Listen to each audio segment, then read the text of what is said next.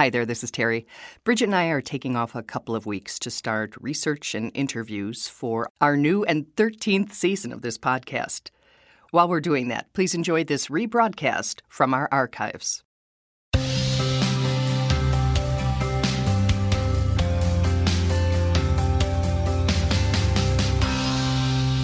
Welcome to the Giving Voice to Depression podcast. We're your co-hosts, Bridget and Terry. Each week, we explore a different perspective on or experience of depression because it varies in form and severity, affecting us differently. Our guests share intimate details of their struggles, coping strategies, and recovery.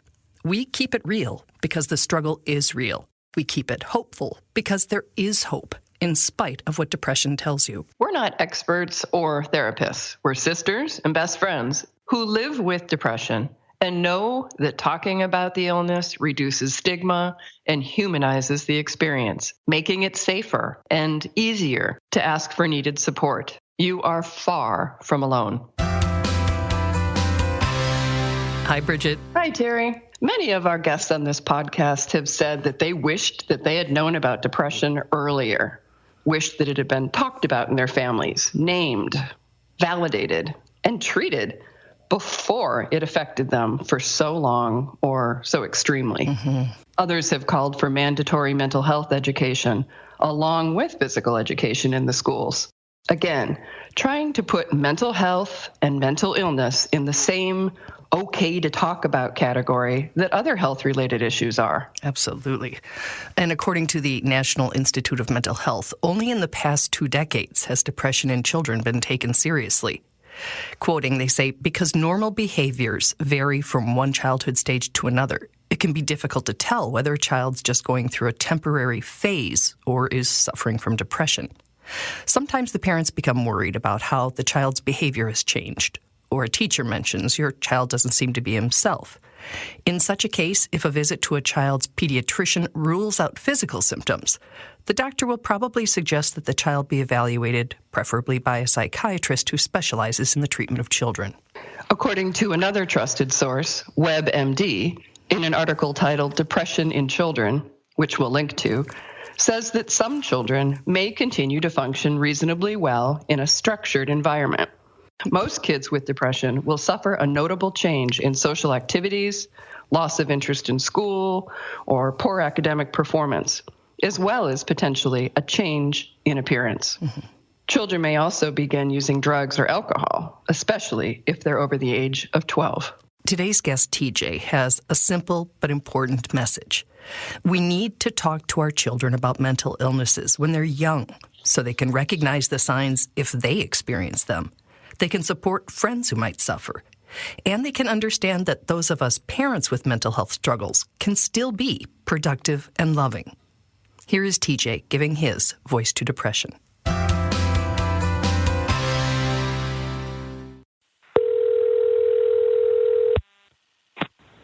Hello? Hello. I'm supposed to call you TJ? Yes. Are you okay with this? Absolutely. I've been looking forward to it. Excellent. Me too. So, TJ, tell me a little bit about yourself before we start. Or as we start. I am recording, just so you know. I'm 43 years old, divorced, father of one amazing son. And I am currently living on disability due to my mental illness. I suffer from depression, anxiety, bipolar, and PTSD. TJ says he's been battling depression most of his life, starting in his early teens. Yet, I never really took the initiative to dive into what was really going on with me that was causing me to have, moments where, I was kind of incapacitated, whether it was after the death of somebody close or the end of a relationship. It would just kind of send me into a spiral at times. It wasn't until persistent suicidal thoughts invaded that he decided he had to get help. So, roughly at that time, I finally started to discuss my issues with my doctor, my psychiatrist, and my therapist, and they started the roulette of medications of let's try this, let's try that, until, we kind of felt like, everything was sort of okay. This next part of TJ's story will be very familiar to those of us who take meds. He was feeling better. His life situation improved as well. So... And, I felt good. And so it was like, I don't want pills to make me feel good. I want to feel good on my own, type of machoism type of scenario. So I stopped taking the medications that had been prescribed to me for the depression symptoms that I've had, which, looking back on it, was not a very good idea. So I was really setting myself up for failure. Failure, to use TJ's word, was fueled by the loss of his best friend, really stressful changes at work, legal and major medical issues, betrayals, and a divorce. It would be a lot for anyone to handle. Mix in mental illnesses. I did end up overdosing on prescription medications and ended up spending, the next 10 plus days in a hospital in the psych unit. Mm-hmm. And that was just the beginning that was the first attempt of 5 attempps in 6 months and 6 attempts over 18 months. Mm. And I'll never forget, when you're kind of throwing rocks back and forth at each other with the person that you're separating from, one of the things that I will never forget that was said, it just stuck a knife into my heart. I'll never forget the comment that she made that Connor would often ask her, why does Daddy spend so much time in bed? And you don't realize it when you're doing it. But when you hear that somebody else was affected by it, especially when it's your own child, it crushes you. And it absolutely crushed me. So that gave me an indication that he had noticed that there was something different about his dad than everybody else's dad.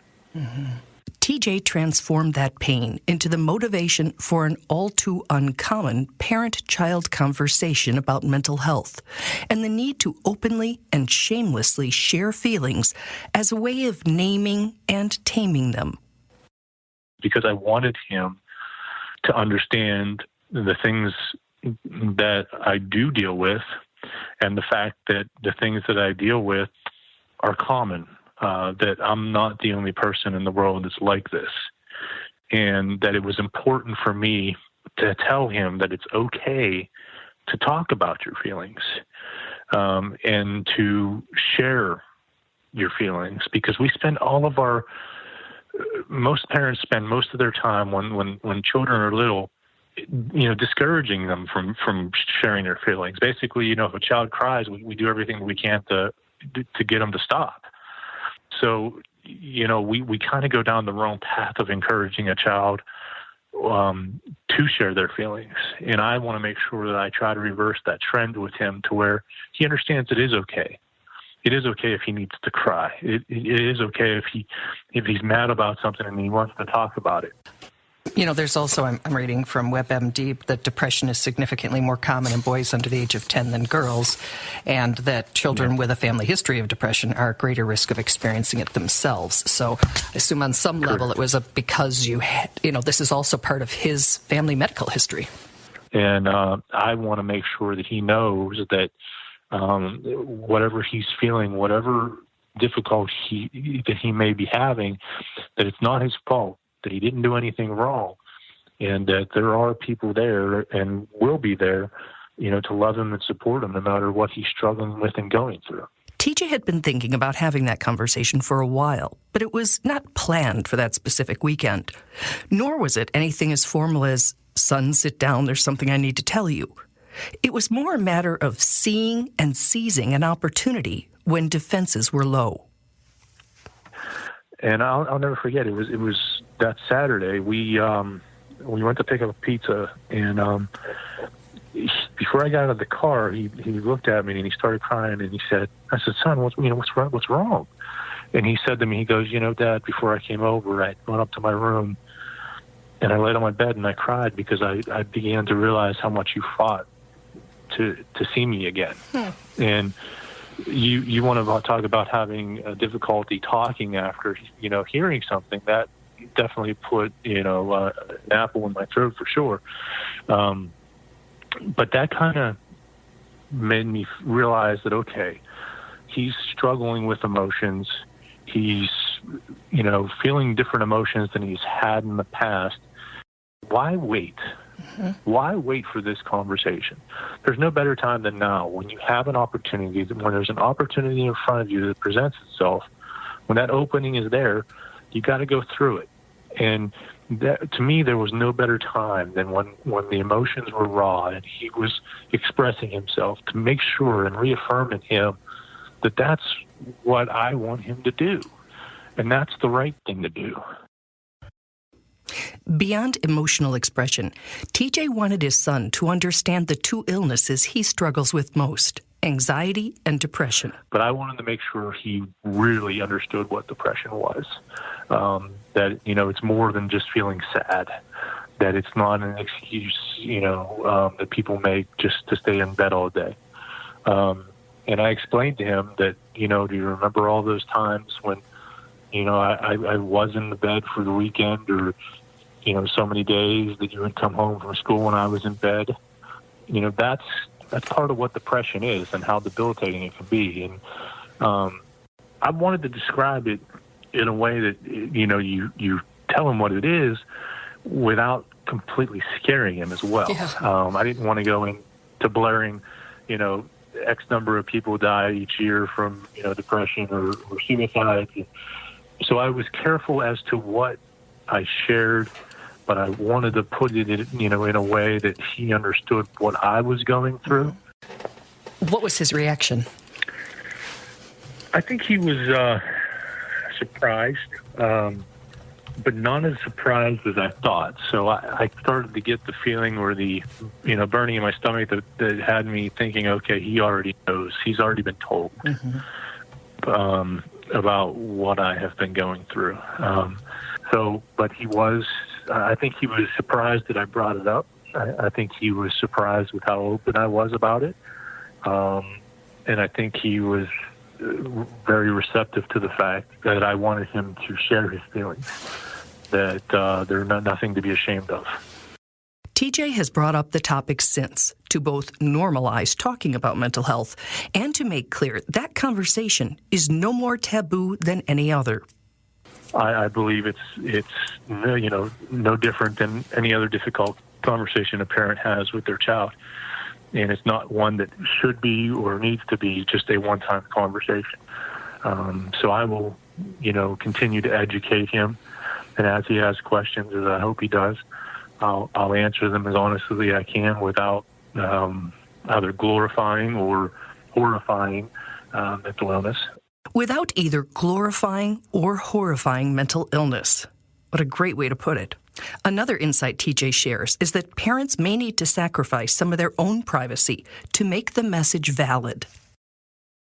I did reaffirm in him the fact that, that conversation we had, while I wanted to kind of remain between you and I, or he and I, that it's not anything that he should feel like he can't talk to people about, because if I'm ashamed of him talking to other people about it, how am I expecting him to not be ashamed to talk about his feelings with other people? Mm-hmm.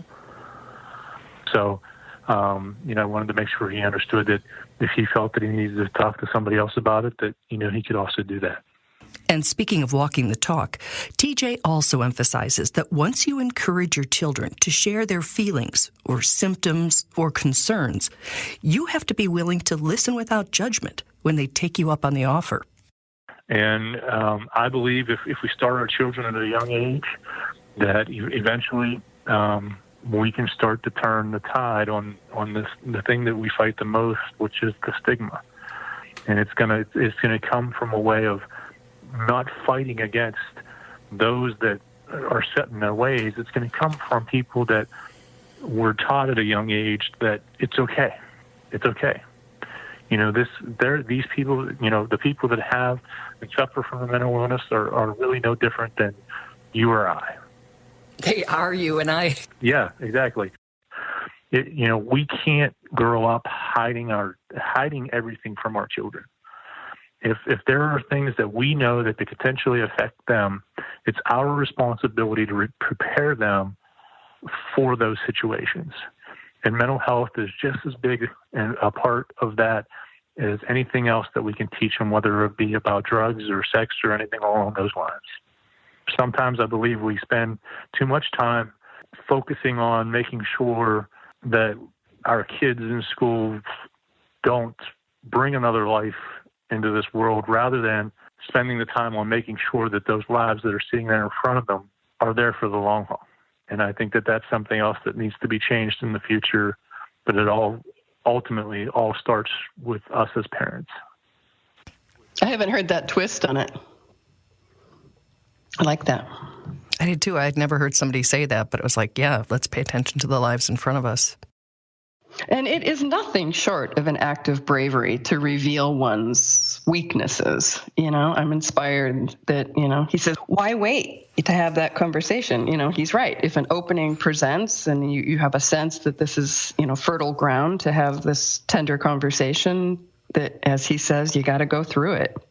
And I would hesitate to use the word weaknesses because I don't think of my depression as a weakness of mine. I think of it just as a part of me and an illness. But I agree with you that it's a good thing to do, and at a certain point, it's a brave thing to do. I also love that he said that stigma is going to be broken or diminished, not by trying to get in the heads of people who are set in their ways, thinking that we are lazy or whatever they think, but from teaching kids at a young age that people with mental illnesses are just the same as other people. They just have a different illness than you might have. And that was the same lesson that the leading stigma researcher, Dr. Patrick Corrigan, told us. He said it's not going to be teaching kids in school or teaching anyone. It's going to be having them realize that their father, their friend, their anybody has got anxiety, depression, whatever they have, and that they're lovable and productive and loving and all those things. Right. And you didn't even know, and now you do, and right. It shouldn't change all that much. My kids didn't know until we did this podcast, and I had them listen to it. Me too. Yeah. Pretty amazing. Yep. He's brave. Thank you. Thank you, TJ. Really appreciate it and the lesson, and I hope that parents or aunts and uncles or grandparents or siblings, anybody who's listening to this, realizes that conversation could be a real important step in making everybody feel okay about whatever it is they're feeling, whatever it is they suffer from or are battling. So next week, Terry, we'll do our season in review wrap-up of our 7th season, and then we'll take a little break and come back with season 8. Wonderful. Thanks so much. I love you. Bye. I love you. We truly hope that our podcast brings a little more understanding, helps you better articulate your experience of depression, or better understand how to support someone else's. We invite you to join us for daily posts on the Giving Voice to Depression Facebook page and on Twitter and Instagram at Voice Depression. It is a comfort to be among fellow travelers on depression's dark road. And remember, if you're struggling, speak up. If someone else is, listen up.